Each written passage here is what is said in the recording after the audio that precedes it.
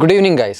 So, we have expected ദിവസം കാരണം നമുക്ക് ഇന്ന് ഓൾമോസ്റ്റ് ഒരു 6 മണിയായപ്പോൾ യുഎസിന്റെ ഇൻഫ്ലേഷൻ അതായത് പ്രൊഡ്യൂസർ പ്രൈസ് ഇൻഫ്ലേഷന്റെ ഡാറ്റ ഒക്കെ പുറത്തു വരുന്ന ദിവസമാണ് നല്ല രീതിയിലുള്ള ഒരു മൂവ്മെന്റ് വരുമെന്നൊക്കെ എക്സ്പെക്ട് ചെയ്തിട്ടുണ്ടായിരുന്നു. സോ അതിന് മുമ്പായിട്ട് മാർക്കറ്റ് നല്ല രീതിയിൽ കൺസോളിഡേറ്റ് ചെയ്യുന്നതും കണ്ടു. സോ നമുക്ക് DXY നോക്കുകയാണെങ്കിൽ ഇന്ന് മാർക്കറ്റ് ഓപ്പൺ ചെയ്ത സമയം മുതൽ അതായത് 12-ാം തീയതി സ്റ്റാർട്ടിങ്ങിൽ തന്നെ നമ്മുടെ US ഡോളർ നല്ല രീതിയിൽ കാണുകയുണ്ടായിരുന്നു. അതിൽ തന്നെ നമ്മൾ ഇമ്പോർട്ടൻ്റ് ആയിട്ട് പറയേണ്ട ഒരു കാര്യം എന്ന് പറഞ്ഞിട്ടുണ്ടെങ്കിൽ ഈ US ഡോളറിൻ്റെ ഈ ഒരു ബുള്ളിഷ്നെസ്സിന് ഒരു പരിധിവരെ ഒരു കാരണമായത് നമ്മുടെ ഗോൾഡ് ഇന്നലെ ഇടിഞ്ഞതാണ്.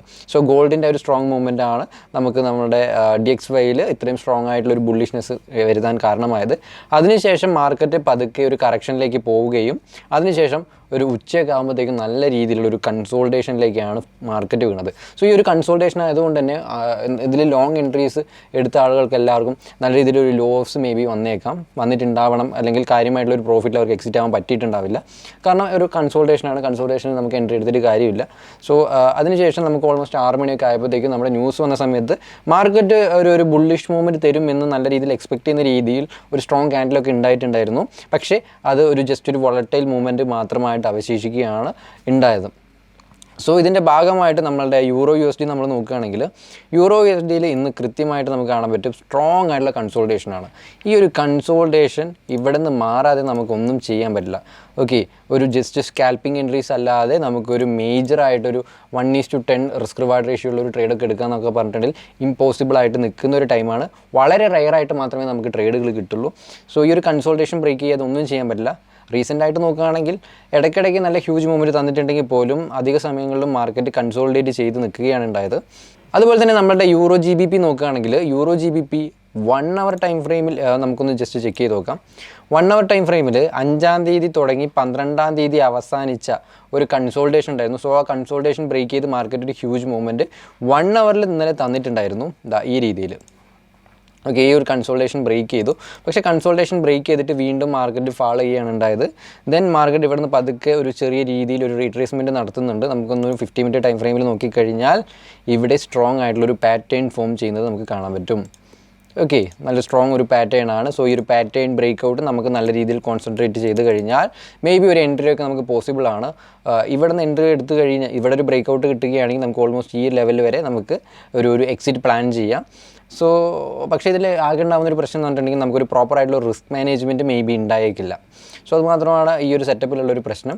അതുപോലെ തന്നെ നമ്മളുടെ GBP USD എന്ന് നമ്മൾ നോക്കുകയാണെങ്കിൽ GBP USDയിൽ ഇന്ന് മാർക്കറ്റ് കൺസോൾഡേറ്റ് ചെയ്തു. പക്ഷേ ഒരു ഹ്യൂജ് മൂവ്മെൻറ്റ്, ഒരു ബുള്ളിഷ് മൂവ്മെൻറ്റ് നടന്നിട്ടുണ്ടായിരുന്നു. പക്ഷേ ആ ഒരു ബുള്ളിഷ് മൂവ്മെൻറ്റിന് ശേഷം മാർക്കറ്റ് വീണ്ടും ആ ഒരു കൺസോൾട്ടേഷനിൽ തന്നെയാണ്. ഓക്കെ, ഇതിൽ ഞാൻ എക്സ്പെക്ട് ചെയ്യുന്ന ഒരു ലെവൽ എന്ന് പറയുന്നത് മാർക്കറ്റ് ഈ ഒരു ലെവൽ നല്ല രീതിയിലുള്ള ഒരു ഡിമാൻഡ് ഉണ്ട്. സപ്പോസ് മാർക്കറ്റ് ബ്രേക്ക് ചെയ്ത് ഇതിലേക്ക് വന്നു കഴിഞ്ഞാലും ഇവിടുന്ന് ഡിമാൻഡ് സ്ട്രോങ് ആയതുകൊണ്ട് തന്നെ മേ ബി കയറിപ്പോയേക്കാം. അതുപോലെ തന്നെ മാർക്കറ്റിൽ നെക്സ്റ്റ് നമ്മൾ എക്സ്പെക്ട് ചെയ്യേണ്ട ഒരു ഏരിയ എന്ന് പറയുന്നത് ഈ കാണുന്ന ലെവൽ അത്യാവശ്യം സ്ട്രോങ് ആയിട്ടുള്ള ഒരു സപ്ലൈ സോണാണ്. ഓക്കെ, മാർക്കറ്റിൽ സ്ട്രോങ് ആയിട്ടുള്ള സപ്ലൈ സോണാണ്. നമുക്കിത് കറക്റ്റായിട്ടൊന്ന് പ്ലോട്ട് ചെയ്ത് കഴിഞ്ഞിട്ടുണ്ടെങ്കിൽ നമുക്ക് മനസ്സിലാവും മാർക്കറ്റ് ഓൾമോസ്റ്റ് എല്ലാ പ്രാവശ്യം അതിനെ വന്ന് ടച്ച് ചെയ്തിട്ടാണ് പോയിട്ടുള്ളത്. അതുപോലെ തന്നെ ഇവിടെ ഒരു സ്ട്രക്ചർ വൈസാണ് മാർക്കറ്റ് ഇപ്പോൾ മൂവ് ചെയ്യുന്നത്. സോ അങ്ങനെയാണെങ്കിൽ മേ ബി ഇവിടുന്ന് മാർക്കറ്റ് ബുള്ളിഷ് പോകാനുള്ള ചാൻസസും ഇതിൽ നല്ല രീതിയിലുണ്ട്. അടുത്തൊരു കറൻസി പെയർ ആയിട്ടുള്ള USD JPY നമുക്ക് ഹയർ ടൈം ഫ്രെയിമിൽ നമ്മൾ നോക്കുകയാണെങ്കിൽ അതിൻ്റെ ഓൾമോസ്റ്റ് ഒരു ഓൾ ടൈം ഹൈ എന്ന നിലയിലേക്കാണ് USD JPY ഇപ്പം മൂവ് ചെയ്യുന്നത്. ഇതിൽ തന്നെ നമ്മളിതിൻ്റെ ഏറ്റവും ഒരു ചെറിയൊരു വ്യൂ നോക്കിക്കഴിഞ്ഞിട്ടുണ്ടെങ്കിൽ റീസെൻ്റ് ആയിട്ടുള്ള കുറച്ച് ഒരു 6 മണിക്കൂറായിട്ട് മാർക്കറ്റ് സ്റ്റിൽ ഒരു അപ് ട്രെൻഡിൽ കണ്ടിന്യൂ ചെയ്യുകയാണ്. നമ്മൾ ഓൾമോസ്റ്റ് ഈ ലെവലിൽ വെച്ചിട്ട് ഒരു റിവേഴ്സലൊക്കെ എക്സ്പെക്റ്റ് ചെയ്തിട്ടുണ്ടായിരുന്നു. പക്ഷേ ആ റിവേഴ്സൽ നടന്നിട്ടുണ്ടായിരുന്നില്ല. വീണ്ടും മാർക്കറ്റ് മുകളിലേക്ക് തന്നെയാണ് പോയിക്കൊണ്ടിരിക്കുന്നത്. ഈ ഒരു കൺസോൾട്ടേഷൻ ബ്രേക്ക് ചെയ്തതിന് ശേഷമാണ് മാർക്കറ്റ് ഇത്രയും സ്ട്രോങ് ആയിട്ട് പോയിട്ടുള്ളത്.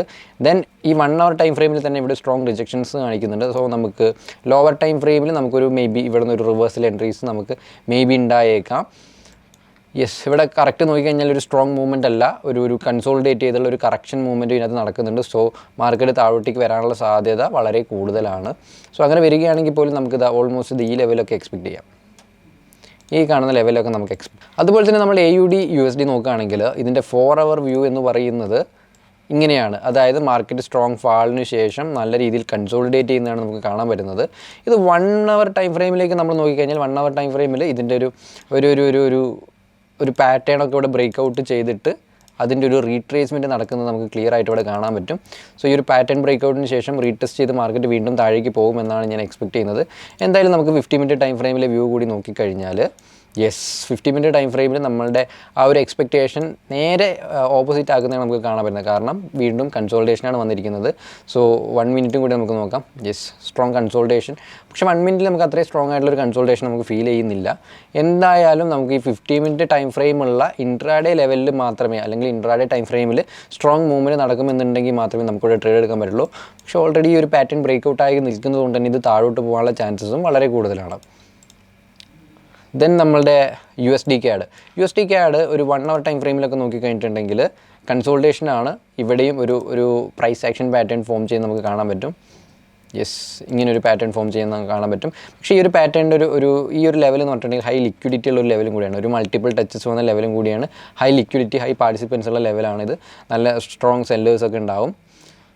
ദെൻ നമുക്കിങ്ങനെ നോക്കുകയാണെങ്കിൽ ഈ ലെവലിലേക്ക് നമുക്കൊരു ചാനൽ ഫോം ചെയ്യുന്നുണ്ട്. സോ ഈ ഒരു ചാനൽ പക്കയാണെങ്കിൽ മാർക്കറ്റ് ഇങ്ങോട്ട് പോകും.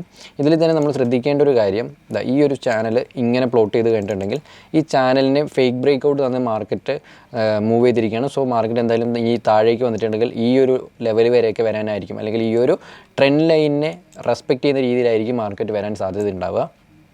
ഇനി മാർക്കറ്റ് ഇവിടുന്ന് ഫാൾ ചെയ്ത് കഴിഞ്ഞാൽ പോലും നമുക്ക് തിരിച്ചൊരു റിവേഴ്സൽ എക്സ്പെക്റ്റ് ചെയ്യാൻ പറ്റുന്ന ലെവലാണ് ഈ കാണുന്ന ലെവൽ.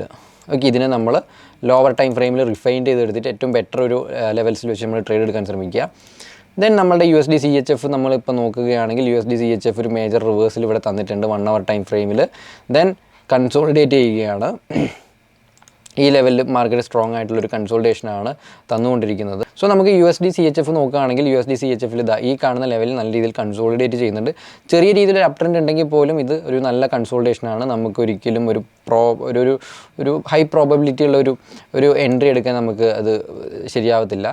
ദെൻ എഗെയിൻ നമുക്ക് ഒരു പോസിബിൾ ഒരു ബെയറിഷ് എൻട്രി എടുക്കാൻ പറ്റിയ ലെവൽ ഇതാണ്. കാരണം മൾട്ടിപ്പിൾ ടച്ചസ് വന്നിട്ടുള്ള ഒരു സ്ട്രോങ് ഡിമാൻഡ് സോണാണ്. സോ ഈ ഒരു ഡിമാൻഡ് സോണിലേക്ക് എൻ്റർ ആയി കഴിഞ്ഞിട്ടുണ്ടെങ്കിൽ നമുക്കൊരു ലോവർ ടൈം ഫ്രെയിമിൽ ഒരു കൺഫർമേഷൻ എടുത്ത് നമുക്ക് നല്ലൊരു ട്രേഡ് ഇനീഷ്യേറ്റ് ചെയ്യാൻ പറ്റും. നമുക്കിതിൻ്റെ 50-minute വ്യൂ നോക്കിക്കഴിഞ്ഞാൽ പോലും യെസ്, ഇത് ഓക്കെ ആണ്. ഈ ഒരു കൺസോൾട്ടേഷൻ ബ്രേക്ക് ചെയ്ത് കഴിഞ്ഞിട്ടുണ്ടെങ്കിൽ ഈ ഒരു ലെവൽ നമുക്ക് എക്സ്പെക്ട് ചെയ്യാം. ഈ ലെവലിൽ നിന്ന് മാർക്കറ്റ് താഴോട്ട് പോകും എന്നുള്ളതാണ് നമ്മുടെ വ്യൂ. ഇനി നമ്മൾ ഗോൾഡ് നോക്കുകയാണെങ്കിൽ ഗോൾഡ് ഇന്നലെ ഉണ്ടായിരുന്ന ഒരു സ്ട്രോങ് ബെയറിഷ് മൂവ്മെൻറ്റ് അല്ലെങ്കിൽ ബുള്ളിഷ് മൂവ്മെൻറ്റിനൊക്കെ ശേഷം ഇപ്പം മാർക്കറ്റ് ഒരു ചെറിയ രീതിയിലൊരു കറക്ഷൻ ഇവിടെ നടത്തി. അതിനുശേഷം ഇവിടെ സ്ട്രോങ് ഒരു കൺസോൾട്ടേഷനിലേക്ക് പോയിരിക്കുകയാണ്. സോ ഈ ഒരു കൺസോൾട്ടേഷൻ ബ്രേക്ക് ചെയ്യാതെ ഈ ഒരു ഗോൾഡിൽ ട്രേഡ് ചെയ്യുന്നത് വളരെ ബുദ്ധിമോശമായിരിക്കും. കാരണം ഗോൾഡിൽ നമ്മൾ ട്രേഡ് ചെയ്യണമെങ്കിൽ അത് ട്രെൻഡിങ് ആയാൽ മാത്രമേ പറ്റത്തുള്ളൂ. സോ ഈ ഒരു കൺസോൾട്ടേഷൻ ബ്രേക്ക് ചെയ്യുന്നവരെ വെയിറ്റ് ചെയ്യുക. ഇനി മാർക്കറ്റ് ഒരു ബുള്ളിഷ് മൂവ്മെൻറ്റ് നടത്തുകയാണെങ്കിൽ ഈ ഒരു ലെവലിലേക്കായിരിക്കും. ഈ ലെവൽ വെച്ച് നമുക്കൊരു റിവേഴ്സൽ എക്സ്പെക്റ്റ് ചെയ്യാം. ദെൻ എഗെയിൻ ഇനി മാർക്കറ്റിന് നമുക്കൊരു പോസിബിൾ ആയിട്ടുള്ള ഒരു ബുള്ളിഷ് എൻട്രി വരുന്നത് ഏകദേശം ഈ ഒരു സോണിലായിരിക്കും. ഓക്കെ, ഈ ഒരു സോണിൽ വന്നിട്ടുണ്ടെങ്കിൽ നമുക്കൊരു ബുള്ളിഷ് മൂവ്മെൻറ്റ് എക്സ്പെക്റ്റ് ചെയ്യാം. ഇനി നമുക്ക് നോക്കുകയാണെങ്കിൽ നാളത്തെ നമ്മളുടെ എക്കണോമിക് കലണ്ടർ ഒന്ന് ജസ്റ്റ് ചെക്ക് ചെയ്ത് നോക്കാം. എക്കണോമിക് കലണ്ടറിൽ നാളെ നമുക്ക് 4 ഇമ്പോർട്ടൻറ്റ് ന്യൂസസ് വരുന്നുണ്ട്. സോ ഒന്ന് പറയുന്നത് ജർമ്മനീൻ്റെ ഇൻഫ്ലേഷൻ റേറ്റ് ആണ്. ദെൻ അത് നമുക്ക് മാർക്കറ്റിനെ കാര്യമായിട്ട് മൂവ് ചെയ്യാൻ സാധ്യതയില്ല. അതുപോലെ തന്നെ നമ്മളുടെ ബാങ്ക് ഓഫ് ഇംഗ്ലണ്ടിൻ്റെ ന്യൂസ് ഉണ്ട്, ക്രെഡിറ്റ് കണ്ടീഷൻ സർവേയുടെ. സോ അതും മാർക്കറ്റിനെ മേ ബി എഫക്റ്റ് ചെയ്തേക്കാം. GBPയിൽ ട്രേഡ് ചെയ്യുന്നവർക്ക് ഈ ഒരു ന്യൂസിനെ കൃത്യമായിട്ടൊന്ന് വാച്ച് ചെയ്യുക. ദെൻ അതുപോലെ തന്നെ നാളെ ഏറ്റവും ഇമ്പോർട്ടൻ്റ് ആയിട്ടുള്ളൊരു ന്യൂസ് എന്ന് പറഞ്ഞിട്ടുണ്ടെങ്കിൽ കോർ ഇൻഫ്ലേഷൻ റേറ്റാണ്. വളരെയധികം ഇമ്പാക്റ്റ് സൃഷ്ടിക്കാൻ സാധ്യതയുള്ളൊരു ന്യൂസാണ്. സോ ഈ ഒരു ന്യൂസിന് ശേഷമായിരിക്കും മേ ബി മാർക്കറ്റിൽ ഈ ഒരു കൺസോൾട്ടേഷൻ ബ്രേക്ക് ആവാൻ സാധ്യതയുള്ളത്.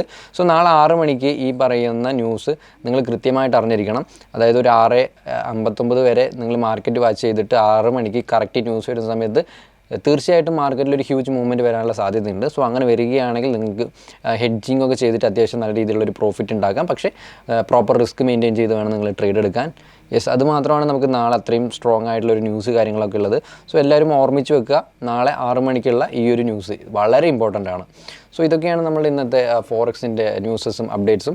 അതുപോലെ നിങ്ങൾ ആദ്യമായിട്ടാണ് വീഡിയോ കാണുന്നതെങ്കിൽ സബ്സ്ക്രൈബ് ചെയ്ത് സപ്പോർട്ട് ചെയ്യുക.